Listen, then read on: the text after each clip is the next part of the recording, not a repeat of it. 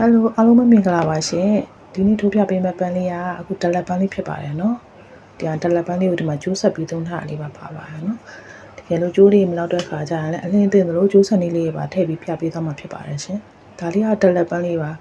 အရင်ရက်တွေတုန်းကစပယ်ပန်းရဲ့စပယ်ခေါက်ချိုးပန်းလေးတွေရဲ့တင်မိထားပါနော်စပယ်ပန်းလေးတွေစပယ်ခေါက်ချိုးပန်းလေးတွေရပြီဆိုရင်ဒီပန်းလေးကလည်းလုပ်ဖို့လည်းလွယ်ကူသွားပါပြီနော်ဒီပန်းလေးလုပ်ဖို့လွယ်ကူသွားပြီဆိုတော့ဒီအရှိကအတိုလေးနဲ့အရှိလေးချိုးရုံနဲ့ဘယ်လိုလှပတဲ့ပန်းလေးလုပ်လို့ရမလဲဆိုတာကိုပြပေးမယ်နော်ကြည့်လိုက်ကြအောင်ပစင်ခောက်ပတ်အချမ်းလေးကိုလုပ်ပြမယ်နော်ဂွင်းပတ်အချမ်းလေးကတော့ပန်းချစ်သူတို့ကဒီပစင်ခောက်ပတ်အချမ်းလေးကိုကြည့်လိုက်ရုံနဲ့နားလည်သွားမှာပါနော်တစ်ဖက်တည်းပဲလုပ်ပြရင်လည်းတစ်စုံလုပ်လို့ရသွားမှာပါနော်ဟိုလေတွေကနေဒီပစင်ကောင်းလေးကအချမ်းပစင်ကောင်းလေးကနေပြီးတော့ဒီအောက်ကိုလက်မဝက်ချမ်းပါမယ်နော်လက်မဝက်အလဲတန်းတွက်ပါနော်လက်မဝက်လေးကိုအရင်ဆုံးတိုင်းပြီးအမှတ်ကလေးမှတ်ပါမယ်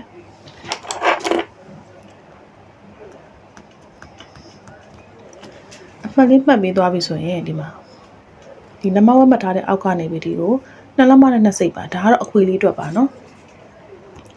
အခွေလေးတွက်ကနှစ်လက်မနဲ့နှစ်စိတ်တိုင်းပြီးသွားရင်ပိုတဲ့ဟာကိုဖြတ်ထုတ်ပြလို့ရပါတယ်နော်ပေါက်မွေလေးစချိုးရမယ်ဆိုရင်ဘယ်ဟာအရင်ဆုံးကြည့်ရမလဲဆိုရင်ကျိုးတူလေးကအများနဲ့ညာဘက်မှာရှိရပါပဲရှင်ဒီကျိုးရှည်လေးကတော့ပွင့်ချက်လေးတွေချိုးသွားမှာပါဒါပွင့်ချက်လေးကဘယ်ဘက်မှာရှိရပါမယ်ကျိုးတူလေးကညာဘက်မှာရှိမရှိကိုအရင်ဆုံးစစ်ပါမယ်ပြီးရင်နှစ်ခုစလုံးကအလှပတ်ဖြစ်နေရပါမယ်နော်ချိုးကြောင့်ပေါ်တက်နေလို့မရပါဘူးအဲ့ဒါလေးကိုတစ်ချက်ကြည့်ပါမယ်နော်ချက်ကြည့်ပြီးတော့အကုန်လုံးမှန်ပြီဆိုတာနဲ့အကျိုးအတိုင်းတာလေးတွေတိုင်းပြီးတော့ပန်းလေးစခောက်လို့ရပါပြီနော်အခုဒီနေရာလေးကနေပြီးတော့အခွေလေးစခွေပါမယ်နော်အခွေလေးစခွေတဲ့အခါကျရင်အစာလေးတွေအပေါ်ကိုအစာလေးအပေါ်မထွက်အောင်လို့အဖျားလေးကိုနည်းနည်းလေးစောင့်ပြီးခောက်မယ်နော်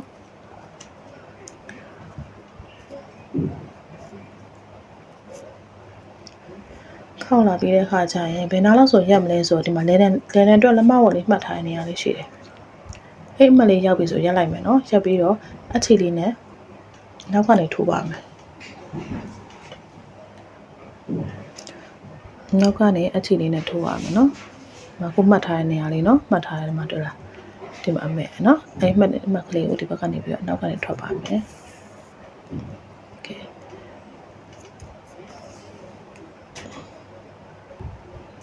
ထွက်ပြီးသွားတဲ့အခါကျရင်ထုံးစံတဲ့အလဲဘို့အနှဖားလေးနဲ့ထည့်ပါမယ်နော်ထည့်တဲ့အခါကျရင်လည်းအခွေလေးကိုကြစ်ကလေးဖြစ်အောင်ခွေထားပါမယ်နော်ပြီးအလဲဘို့အနှဖားလေးနဲ့ထည့်ပါမယ်ထည့်ပြီးသွားရင်ပထမချီနဲ့ဒုတိယချီနဲ့တစ်ထပ်တည်းဖြစ်နေရပါမယ်နောက်တစ်ရက်ထပ်တင်မယ်နော်ဒီလိုလေးချီတင်းတင်းလေးဖြစ်သွားပြီဆိုရင်ဒီမှာလေတံလေးနော်ဒီလေတံလေးကိုဒီလိုလေးပို့မယ်နော်ဒီလိုလေးပို့မယ်ပို့တဲ့ခါကျရင်လေတံလေးကဒီလိုလေးနှစ်ခုလေးစိနေအောင်ပို့ထားမယ်နော်ဒီဘက်ကလည်းညှိုးလေးကလည်းဖိထားမယ်လက်ကလေးနဲ့လက်မလေးကလည်းအခွေကိုထည့်ခိုင်းထားမယ်ပြီးချီဒီလိုပေါ်နေရစ်တယ်မယ်နော်ရစ်တယ်မင်းအလဲဖို့အနှဖားလေးနဲ့ထိုးထည့်ပါမယ်ချီတည်းထည့်ပြီးသွားပြီဆိုရင်နောက်တော့ချီတည်းထည့်တယ်မယ်နော်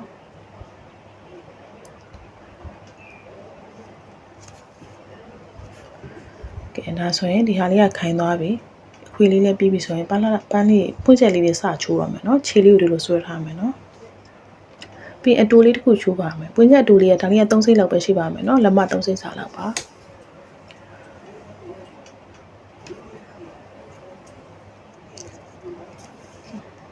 ပြီးရင်ပွင့်ချက်အရှိလေးတစ်ခုချိုးပါမယ်ပွင့်ချက်အရှိလေးကသူ့ရဲ့နှစ်ဆဖြစ်ရမယ်နော်ဒီလိုမျိုးလေးပါနော်ဒီလိုလေးခောက်ပြီးချိုးလို့ရရမယ်နော်ဒီလိုမျိုးလေးညှို့လို့ရအောင်အနေထားလေးနဲ့ချိုးပါမယ်အတိုင်းတာလေးသိချင်ရင်တိုင်းပြပါနော်တစ်လက်မှမပြေပါဘူးနော်6စိတ်လောက်ရှိပါမယ်ဒါလေးက3စိတ်ဆိုရင်ဒါလေးက6စိတ်ပါနော်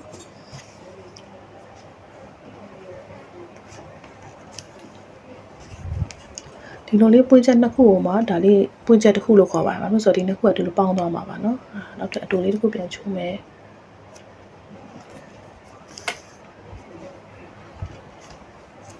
နောက်ထပ်အရှိလေးတစ်ခုချိုးမယ်နော်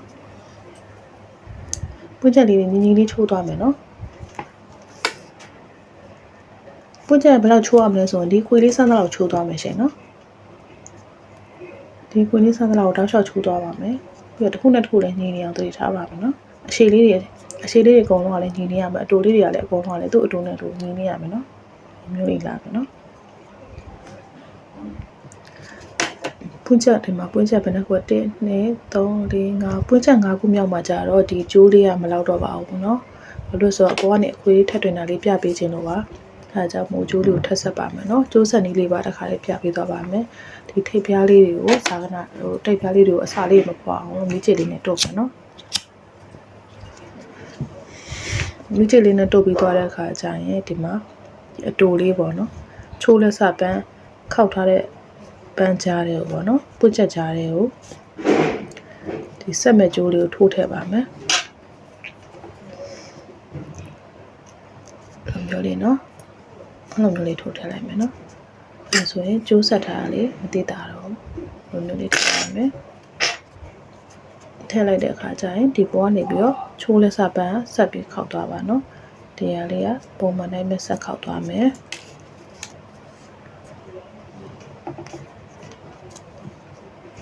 ဆက်ခောက်သွားပြီးတော့ခောက်သွားပြီးဒီဘက်ကပွင့်ချက်လေးလည်းဆက်ပြီးတော့ချိုးသွားမယ်နော်ထည့်တဲ့ခါကျရင်ဒီမှာကမန်ကနန်ထည့်လိုက်တာဒီမှာတွေ့လားချိုးချောင်းရအပြင်ပဲရောက်နေနော်အဲ့လိုချိုးချောင်းပြင်ပဲရောက်နေလို့မရဘူးသူကအလှဘက်ကဖြစ်ရမယ်အလှဘက်ကအပေါ်တက်နေရမယ်အဲ့တော့ပြန်လှည့်ပေါ့အလှဘက်ကိုပြန်ရအောင်လှည့်မယ်နော်ရှားပြီနော်အလှဘက်ကိုပြန်ရအောင်လှည့်မယ်လှည့်ပြီးတော့ပြ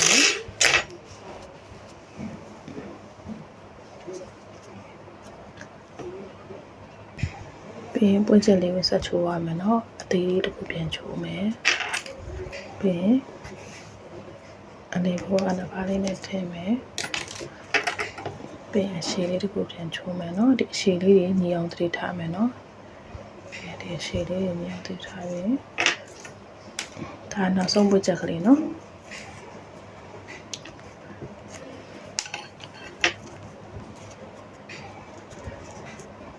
ကဲပွင့်ချက်လေးချိုးပြီးသွားပြီနော်ပန်းလေးတွေချိုးပေးသွားပြီဆိုရင်နောက်ဆုံးမှာတင်ပါနော်အလေးနဲ့အမြဲစိုက်ဖို့မမေ့နဲ့နော်ဒါတော့မဆုံးသွားပြီဆိုရင်အလေးနဲ့အမြဲစိုက်ရမယ်အစိုက်တဲ့နေရာလေးကတင်ပါနော်နောက်ဆုံးကျိုးလေးနော်ကျိုးလေးနဲ့ဒီနောက်ဆုံးပွင့်ချက်ကြားထဲမှာနော်အလေးနဲ့ဒီလိုလေးစိုက်လိုက်တယ်နော်စိုက်ပြီးရင်အလေးအနောက်ဘက်ကနေခြေထွက်မယ်နော်ခြေထွက်မယ်ပြီးရင်ကျိုးဆက်ထားတဲ့နေရာလေးဒီနေရာလေးနော်ဒီနေရာလေးကိုထိုးလိုက်ရတယ်ဒီနေရာလေးကိုနော်အဲ့ဒါလေးအလင်းတစ်ချက်ပေါက်မယ်နော်ဘာလို့ဆိုဆက်ထားတဲ့နေရာလေးပြုံးမထွက်သွားအောင်နော်ဒီနေ့ပန်းမွေလေးကကျိုးဆက်နည်းလေးရဲ့ဒီဒလက်ပန်းခေါင်းလေးလေးရဲ့နှစ်မျိုးရသွားပြီနော်ပြီးတော့ဒီကျိုးလေးရကြတော့ဒီအခွေဆိုင်လေးက2လက်မခွေလာတဲ့အတွက်ဒီကျိုးလေးကို3လက်မချမ်းပြီးဖြတ်မယ်နော်ဒီအပေါ်မှာအခွေလေးတင်လို့ရအောင်ပါနော်3လက်မတိုင်းပြီးတော့ဒီမှာဖြတ်ပေးသွားပြီနော်ဒီအပန်းလေးကြီးလည်းချိုးပေးသွားပြီဆိုရင်ဒီမှာဒီပွင့်ချက်လေးဆက်ထားတဲ့ကျိုးလေးနေရာမှာဒီကျိုးလေးရှိရနော်ဆက်ထားတဲ့နေရာလေးမှာကျန်တဲ့ကျိုးလေးကိုနောက်ခောက်သိမ်းမယ်ဒီနေရာလေးကိုအနဲ့တစ်ချက်ဆိုင်မယ်ခုနဒီကြားလေးကိုစိုက်လိုက်တယ်ဒီဘက်ပြီးရင်ဒီနေရာလေးကိုလည်းတစ်ချက်စိုက်ပြီးတော့မှဒီကျိုးလေးကိုခောက်သိမ်းမယ်အနဲ့မဆိုင်ပဲခောက်သိမ်းလိုက်ရင်ဒီမှာပွင့်ချက်ကဒီလိုရွေ့ပြီးတော့ဒီဟာပါနောက်ကိုပါလာမယ်နော်ဒီလိုနောက်ကိုပါလာမလိမ့်ပြီးတော့ဒါကြောင့်မို့အနဲ့စိုက်ပြီးတော့မှခောက်သိမ်းမယ်နော်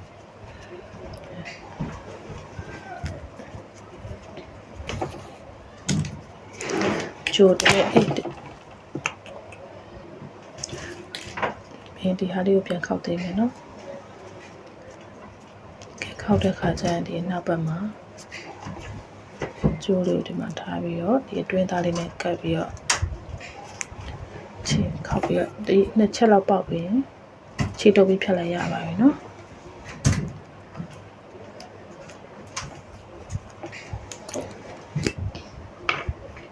ခြေလေးလိုညှက်လိုက်မယ်။ရာလေးကိုလည်းဒီလိုညှက်ထုတ်လိုက်ပါမယ်နော်။ပြီးသွားပါ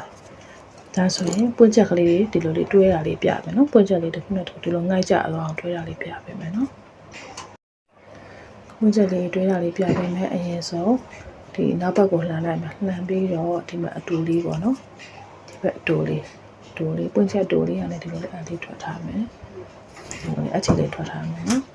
ထွက်ထားပြီးဒီပုံမှာသူ့ရဲ့ပွင့်ချက်အရှိလေးရှိတယ်အရှိလေးကိုဒီလိုလေးအုပ်မှာဖြစ်တဲ့အတွက်သူ့ရဲ့ပွင့်ချက်လေးကိုဒီလိုလေးဆွဲပြီးတော့အခြေလေးအလေးနဲ့ဒီလိုပေါက်ချပေါက်ပြီးဒီလိုငိုက်ချလိုက်ငိုက်သွားရင်နော်ဒီလိုငိုက်သွားပြီဆိုရင်ဒီဘောနေပြီးတော့အခြေထွက်ထားတဲ့နေရာနေပြီးတော့အခလေးပြန်ဝင်မယ်ဝင်ပြီးရင်ဒီဘက်ကနေပြန်ထွက်မယ်နော် ပြန်ထွက်ပြီးဒီအတွင်းလွှာလေးနှစ်ခုကိုပိုးပြီးတော့ခြေတုပ်လိုက်ရင်ရပါပြီကဲဒါဆိုရင်ဒီလိုမျိုးလေးဖြစ်သွားပြီနော်ကျန်တဲ့ပွင့်ချက်တွေအကုန်လုံးကိုလည်းအဲ့လိုမျိုးလေးအကုန်လုံးတွဲသွားမယ်နော်လေးလာမယ်ပြောလေးနော်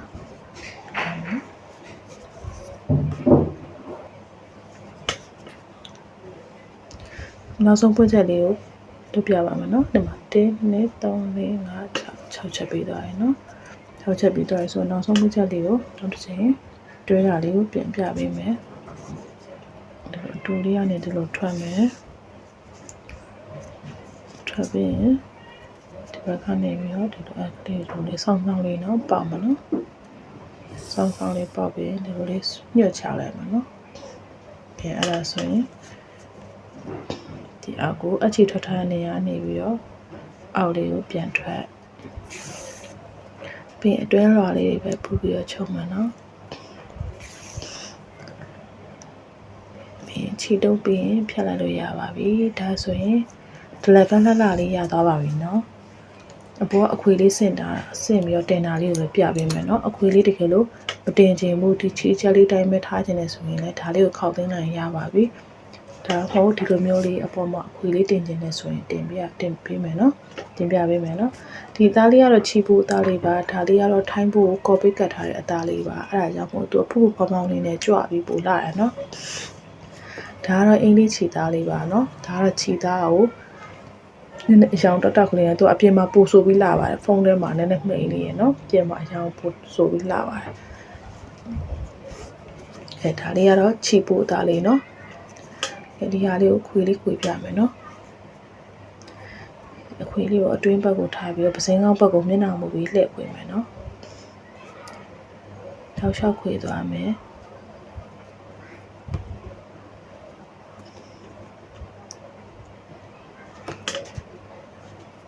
ခွေလေးခွေပေးသွားပြီဆိုရင်ဒီခွေလေးကိုနောက်ကနေပြီးတော့ခြေပြားတုပ်မယ်နော်ခြေပြားလေးတုပ်တဲ့အခါကျရင်နောက်ကနေပြီးတော့အလေးရဒီလိုလေးထွက်မယ်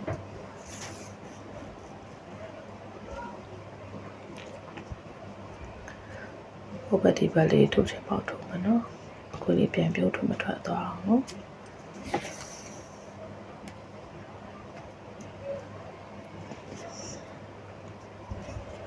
ပြီးရင်နောက်ဘက်ကို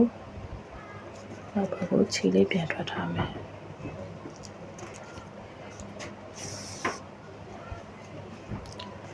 ဒီအခွေလေးခိုင်သွားပြီဆိုရင်အလေးကိုစင့်တင်လို့ရပြီနော်ခိုင်သွားပြီဒီအခွေလေးခိုင်သွားပြီဆိုရင်ဒီလိုမျိုးလေးလာမယ်လာပြီးတော့ဒီလိုလေးဆွဲတင်လိုက်ဒီလိုဆိုရပြီနော်ခြေလေးခွေလေးကိုအလဲကိုတင်လိုက်ပြီနော်တင်လိုက်ပြီဆိုရင်ဒီမှာကြည့်အုပ်သွားပိုးပြီးလှသွားရနော်အုပ်သွားပြီဆိုရင်ပြီးတော့ဒီမှာအခွေသားလေးနဲ့ဒီအခွေသားလေးနဲ့ဒီအောက်ကအခွေဒီအခွေအပေါ်ခွေသားလေးနဲ့အောက်ကအခွေလေးနဲ့ဟိုဒီလိုမျိုးလေးအဲ့ဒါစိုက်ချနော်အတွင်းဘက်ကိုစိုက်ချလိုက်ရင်တဖြည်းဖြည်းနဲ့ဟိုပြက်လာလိမ့်မယ်နော်ဒါလေးတွေခိုင်လာလိမ့်မယ်နော်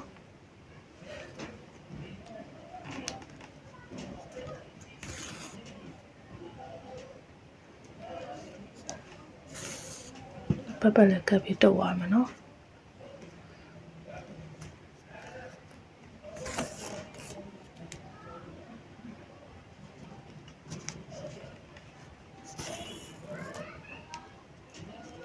ကဲအဲ့ခိုင်သွားပြီဆိုရင်ဒီနောက်မှာခြေတုပ်ပြီးဖြတ်လိုက်လို့ရပြီနော်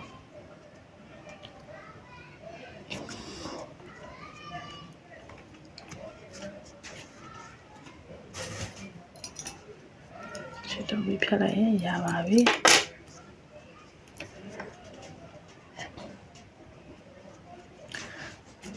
ကဲဒီမှာပန်းလှလေးရသွားပြီ